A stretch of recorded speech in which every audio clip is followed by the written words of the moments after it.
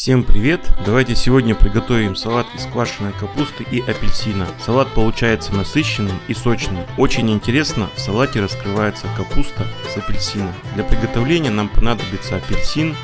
Мы его очистим и крупно нарежем.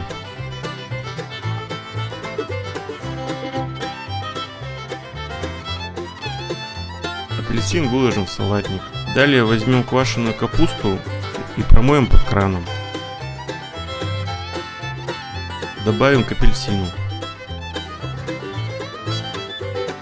Возьмем половинку лука, нарежем полукольцами.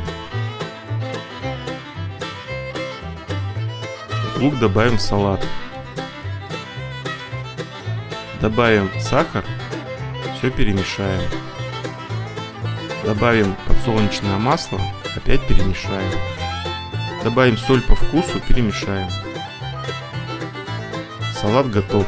Кому понравился рецепт, ставьте лайк, подписывайтесь на канал Рецепты на выбор, делитесь с друзьями в социальных сетях, нажимайте на колокольчик. Всем пока, до новых встреч!